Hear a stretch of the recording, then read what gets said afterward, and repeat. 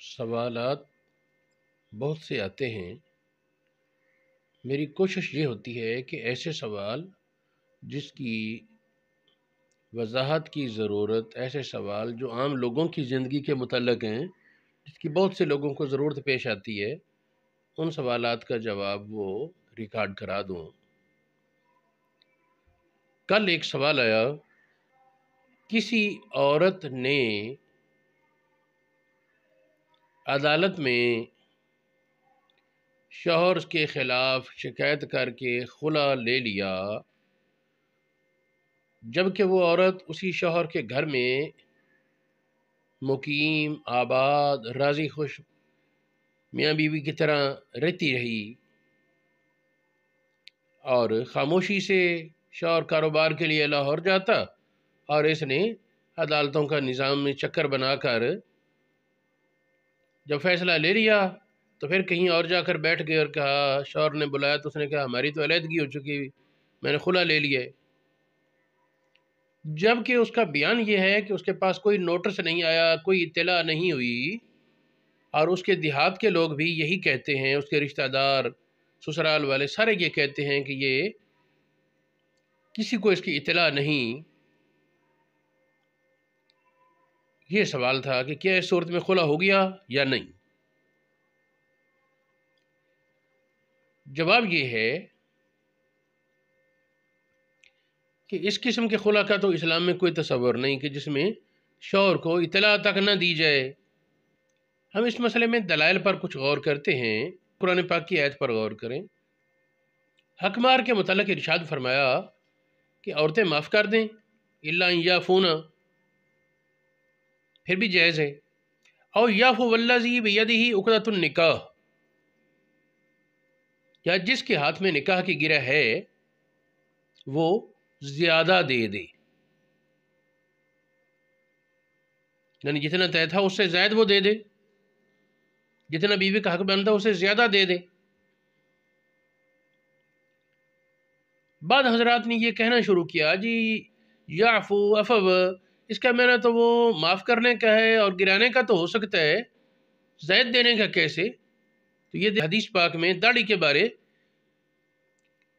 مسلم شریف میں اور دیگر کتابوں میں عفو کا لفظ ہے، داڑیاں بڑھاؤ، اور لفظ عین فا اور واؤ یہ اس کا اصل ہے، عفو اللہا۔ تو یہ جو آیت ہے قرآن پاک کی، اس آیت میں یعفو والذی بیدہ عقدۃ النکاح، وہ زیادہ دے دے جس کے ہاتھ میں نکاح کی گرہ ہے۔ ایک تو یہ سیاق کلام سے واضح ہے کہ اس سے مراد شوہر ہے۔ دوسرا یہ کہ حضور علیہ الصلوۃ والسلام کی حدیث امام بہقی نے حسن سند سے بیان کی، امام جلال الدین سیوطی نے در المنصور میں اس کا باقاعدہ حسن کہہ کر، اس کی سند حسن ہے یہ کہہ کر حوالہ دیا کہ نبی پاک علیہ السلام نے فرمایا، الذی بیدہ عقدۃ النکاح، الذی بیدہ عقدۃ النکاح سے مراد شوہر ہے۔ پھر صحابہ کرام میں حضرت علی مرتضیٰ کرم اللہ وجہ الکریم کا یہی فتویٰ تحقیق سے ثابت ہے۔ ایک صحابی تھے جبیر بن مطعم، انہوں نے بیوی کو طلاق دی، جبیر بن مطعم نے بیوی کو طلاق دی، طلاق کے بعد انہوں نے جتنا مہر بنتا تھا بیوی کا اس سے زیادہ بھیج دیا۔ کسی نے کہا جی زیادہ کی کیا ضرورت؟ فرمایا قرآن پاک کہتا ہے یعفو والذی بیدہ عقدۃ النکاح، شوہر زیادہ دے دے، تو یہ عزت کا کام ہے، تو ہم اس عزت کے کام کی زیادہ لائق ہیں۔ اس سے مطلب یہ سمجھ آیا کہ جبیر بن مطعم یہ سمجھتے تھے کہ اس آیت سے مراد شوہر ہے، بلکہ امام فخر الدین رازی نے یہ کہا کہ کثیر من الصحابہ، بہت سے صحابہ کا یہی موقف ہے کہ وہ سمجھتے کہ اس آیت میں یہ الذی بیدہ عقدۃ النکاح سے مراد شوہر ہے، شوہر کے ہاتھ میں نکاح کی گرہ ہے۔ تابعین میں سے بہت سے حضرات کے یہی اقوال موجود ہیں۔ کچھ حضرات پہلے کسی اور معنی کے قائل تھے، لیکن جب ان سے بحث ہوئی، دلائل کا تبادلہ ہوا تو انہوں نے رجوع فرما لیا۔ تابعین کی اکثریت وہ اسی موقف پر ہے کہ اس سے مراد شوہر ہے۔ جن حضرات نے یہ بات لکھی، یہ تفسیر طبری ہے، تفسیر فخر الدین رازی کی کبیر، تفسیر بیضاوی، ان حضرات نے اس کو ترجیح دی ہے کہ اس سے مراد شوہر ہے۔ راغب اصفہانی کی تفسیر ہے، بیضاوی، مدارک، تفسیر جلالین، تفسیر مظہری، تفسیر در المنصور اور دیگر تفاسیر میں اس کی صراحت ہے، اور اس کو بہت ساروں نے ترجیح دی۔ دوسری بات یہ ہے کہ ایک حدیث پاک ہے، حضور علیہ السلام نے ارشاد فرمایا طلاق دینے کا حق اس کو حاصل ہے جو بیوی سے مقاربت کا حق رکھتا ہے۔ ظاہر ہے کہ جج کو کسی کی بیوی کے پاس آنے کا تو حق نہیں نا، تو اس پر طلاق وارد کرنے کا کیوں ہوگا؟ یہ حدیث سنن ابن ماجہ میں موجود ہے، سنن بہقی میں موجود ہے، سنن دارقطنی میں ہے، طبرانی کبیر میں ہے، اور طبرانی کبیر کی سند کو محققین نے حسن کہا ہے۔ پھر یہ جو ہے حدیث کی عبارت ہے انما الطلاق لمن اخذ بالساق، لفظی معنی یہ بنتا تھا طلاق اس کے لیے جو پنڈلی پکڑ لے، یہاں پنڈلی پکڑنے سے مراد یہ کنایہ ہے۔ چنانچہ جد امجد حضرت فقیہ اعظم مولانا نور اللہ نعیمی علیہ الرحمہ فتاوی نوریہ میں اس کا مفہوم بیان کرتے ہیں، یعنی طلاق وہی دے سکتا ہے جو مجامعت کا حقدار ہے، یعنی شوہر۔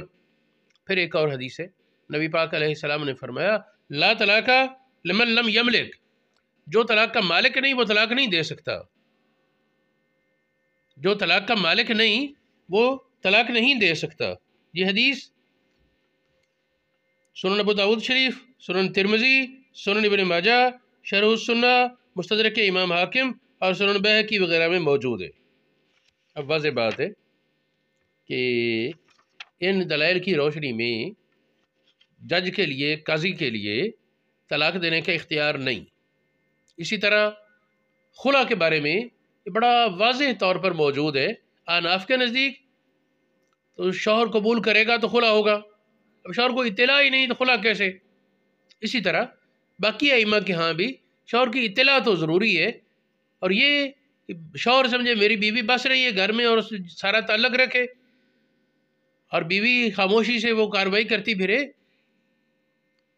اس کی تو قطعاً اجازت نہیں دی جا سکتی، اور اس کو دھوکے کے سوا کچھ نہیں کہیں گے۔ میری تحقیق کے مطابق بالاجماع یہ جھوٹ ہے، خلا نہیں۔ جب یہ خلا نہیں پھر وہ عدالتی فیصلہ نافذ بھی نہیں۔ اچھا، آگے سوال یہ تھا کہ اس عورت نے کچھ دن گزار کر کہیں اور نکاح کر لیا، جس نے جھوٹا خلا لیا اس نے کچھ دن گزار کر آگے نکاح کر لیا، نکاح کے بعد جب ادھر بھی نہ بنی تو پھر بچوں کا بہانا اور واپسی کی کوششیں شروع۔ تو میں نے اس سلسلے میں بتایا کہ دوسرا نکاح تو کیوں نہیں ہوا، کہ جب طلاق نہیں تو نکاح کیسے؟ ہاں، ایک چیز ہے کہ ظاہر ہے کہ جو دوسرا نکاح کیا جھوٹی صحیح، لیکن انہوں نے مقاربت تو کی ہوگی، تو اس لیے میں نے کہا کہ اس کو ترک کرنے کا اعلان کرے۔ بیوی کہہ دے میں نے شوہر کو چھوڑا، یا شوہر کہہ دے میں نے بیوی کو چھوڑا، نکاح فاسد کا یہی مسئلہ ہوتا ہے۔ اچھا، اور نکاح باطل میں بھی جب مقاربت ہو جائے تو پھر ترک کرنا ضروری ہے۔ وہ خود نہیں کہتے تو عدالت ان کے درمیان علیحدگی کرے گی، پھر یا انہوں نے خود علیحدگی کر لی۔ تو علیحدگی کے بعد 3 حیض جو عام طور پر 3 مہینوں میں پورے ہوتے ہیں، اتنا انتظار ضروری ہوگا۔ طلاق نہیں ہوئی شوہر کی، لیکن چونکہ بیوی کسی مرد کے ساتھ لیٹی اور مرد نے یہ سمجھا ہمارا نکاح ہے، اس وجہ سے 3 مہینے یہ اپنے شوہر کے لیے نکاح میں ہونے کے باوجود اس سے جنسی تعلق کرنا اس کا حرام ہے۔ 3 مہینے گزرنے کے بعد پھر پہلے کے لیے حلال ہے۔ بطور مشورہ میں نے یہ کہہ دیا کہ اگر وہ تجدید نکاح کر لیں تو بہتر ہے، باقی حلت کا حکم یہی ہے جس طرح میں نے بتایا کہ اگر انہوں نے اس عورت نے دوسرے شوہر جو فرضی شوہر تھا اس سے مقاربت کی تو پھر 3 مہینے انتظار ضروری ہوگا علیحدگی کے بعد۔